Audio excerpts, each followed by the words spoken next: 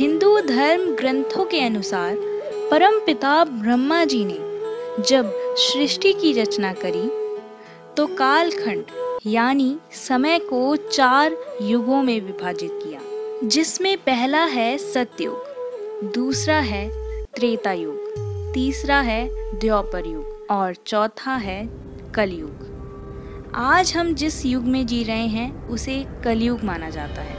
हिंदू पुराणों के अनुसार ब्रह्मा जी का एक दिन सतयुग से शुरू होकर कलयुग के अंत तक खत्म हो जाता है और दोबारा ये कालखंड शुरू हो जाता है। आइए जानते हैं विस्तार से इन 4 युगों में कैसे बदलाव होते हैं। लिंग पुराण के अनुसार कालखंड में सबसे पहले सतयुग आता है। सतयुग को हम सच्चाई का युग भी समझ सकते हैं। इस युग में ज्ञान, ध्यान और तप प्रधान होता है। इसी युग में मानसिक शांति होती है और इसे ही आदर्श युग कहा जाता है, क्योंकि वेदों का ज्ञान हर मनुष्य के पास होता है। मनुष्य अपने गुरु, माता और पिता की सेवा करते हैं, उनका सम्मान करते हैं, क्योंकि उनमें कोई भी स्वार्थ नहीं होता। इस युग में लोग लालच, लोभ नहीं किया करते, एक दूसरे से प्रेम भाव रखते हैं, अपनी इंद्रियों के वश आकर किसी का बुरा या पाप नहीं किया करते और मनुष्य अपने कर्मों को धर्म और नीति के अनुसार ही किया करते हैं। इस युग के किसी भी मनुष्य को कोई बीमारी नहीं होती, क्योंकि वह ज्ञान की सहायता से अपने मन और इंद्रियों को काबू में रखता है। पुराणों की माने तो सतयुग की काल अवधि 17,28,000 वर्ष बताई जाती है। इस युग में मनुष्य की लंबाई 32 फुट होती है और इनकी आयु 10,000 वर्ष से लेकर 1,00,000 साल तक होती है। इस युग में कोई एक दूसरे से झूठ, लड़ाई या द्वेष जैसे भाव नहीं रखता। जिस तरह कालखंड 4 युगों में विभाजित है, इसी प्रकार धर्मों के भी 4 स्तंभ हैं, जो हर युगों में घटते जाते हैं। ये स्तंभ हैं कुछ इस प्रकार: पहला तप, दूसरा सच्चाई, तीसरा शुद्धि और चौथा दया। जैसे ही युग बदलता है, एक एक करके स्तंभ कम होते जाते हैं। इसी के साथ सतयुग में पहला स्तंभ यानी तप घट जाता है और एक नए युग की शुरुआत होती है, जिसे दूसरा यानी त्रेता युग कहा जाता है और इसे रजत युग भी कहा जाता है, यानी सिल्वर एज। इसी युग में ज्ञान बंटना शुरू हो जाता है। त्रेता युग में ही जीवन के नियम निर्धारित होने लगते हैं। त्रेता युग में मनुष्य अपने कर्तव्यों का पालन तो करते हैं, लेकिन सतयुग की तरह अपनी इंद्रियों को वश में नहीं कर पाते, जिससे उनका ध्यान ज्ञान और भक्ति में कम होने लगता है। इस युग में भौतिक संसाधन का भी मोह बढ़ने लगता है और यहीं से स्वार्थ की भावना पैदा होने लगती है।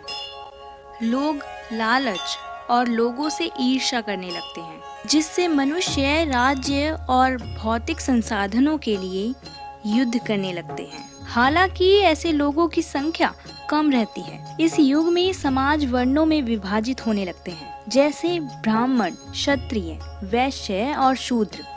त्रेता युग की काल अवधि 12,96,000 वर्ष होती है। इस युग में मनुष्यों की लंबाई 21 फुट होती है और आयु 10,000 वर्ष। धर्म का एक स्तंभ यानी तप, जो सतयुग के साथ ही कम हो जाता है, इसलिए त्रेता युग में लोग तप को जीवन के लिए जरूरी नहीं समझते, जिसके कारण लोगों में मतभेद पैदा होने लगते हैं। पर फिर भी इस युग में सच्चाई और शुद्धि बनी रहती है। इसी युग में विष्णु भगवान के श्री राम अवतार को आदर्श पुरुष माना जाता है, क्योंकि वह धर्म के 3 स्तंभ यानी सच्चाई, शुद्धि और दया की मर्यादा बनाए हुए थे। त्रेता युग के साथ धर्म का एक और स्तंभ कम होने लगता है, यानी शुद्धि, जिसके बाद द्वापर युग की शुरुआत होती है। लिंग पुराण के अनुसार मनुष्य अपने कर्तव्यों से दूर होने लगता है और उसमें स्वार्थ बढ़ने लगता है। भौतिक संसाधनों को पाने के लिए अधर्म करने लगता है और धर्म के मार्ग को त्याग देता है। जैसे जैसे समय आगे बढ़ता है वैसे ही मनुष्य काम, क्रोध और मोह जैसे अवगुणों से ग्रसित होने लगता है। इस युग में मनुष्य को कर्म से नहीं जन्म से जाना जाता है, यानी लोगों में भेदभाव उत्पन्न होने लगता है। जहाँ ब्राह्मण को वेद और शास्त्र का ज्ञान लेने की अनुमति होती है, वहीं दूसरी तरफ शूद्रों को वेद और शास्त्रों का ज्ञान लेना वर्जित होता है। समाज विभिन्न जातियों में बढ़ जाता है। लोगों में मोह, लालच इतना बढ़ जाता है कि उनको दूसरों के साथ अपनों से भी ईर्ष्या होने लगती है। मनुष्य अपने मन और इंद्रियों को काबू नहीं कर पाता और स्त्रियों को भी अपनी संपत्ति समझने लगता है, जिससे समाज में अधर्म बढ़ने लगता है। द्वापर युग में ही महाभारत जैसे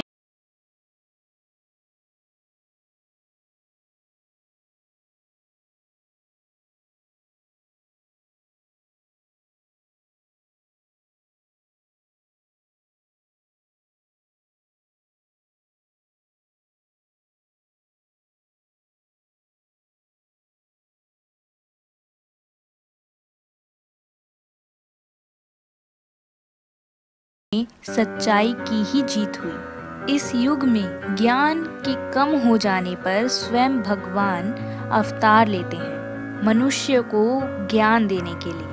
जैसे श्री कृष्ण ने श्री भगवत गीता का ज्ञान दिया।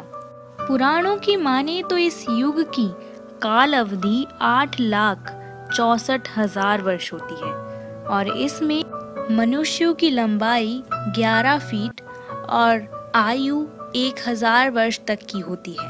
यहीं से मनुष्य खुद को नियंत्रित नहीं कर पाता, जिसके कारण उसके शरीर में नई नई बीमारियां पैदा होने लगती हैं। लोग सुख सुविधा के लिए लड़ने लगते हैं, जिसके बाद सच्चाई का भी अंत होने लगता है और शुरू होता है इस कालखंड का सबसे भयानक युग, जिसमें ना तो तप रहता है, ना शुद्धि और ना ही कोई सच्चाई रहता है, तो सिर्फ एक स्तंभ, केवल दया।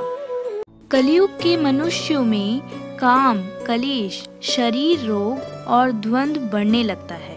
वेद, शास्त्र, ज्ञान और धर्म का पूरी तरह से त्याग हो जाता है। इस युग में लोग अधर्मी, महाक्रोधी और अल्पबुद्धि वाले होते हैं। इस युग में सभी अपने कर्तव्यों से भागने लगते हैं और अपने स्वार्थ की पूर्ति हेतु किसी को भी नहीं छोड़ते।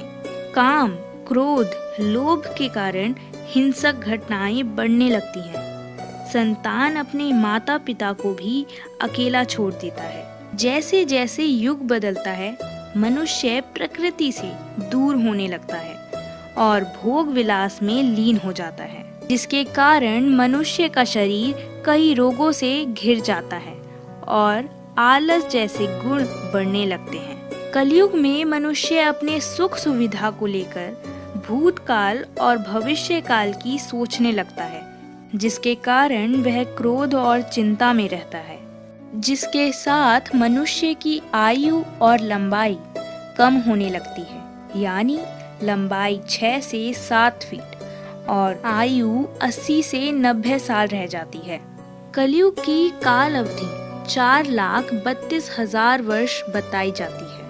वैसे तो कलयुग को श्रापित युग भी बताया जाता है, लेकिन फिर भी इस युग में सिर्फ एक दिन किया हुआ धर्म का काम सतयुग के 10 वर्ष, त्रेता में 1 वर्ष और द्वापर में 1 माह के बराबर होता है।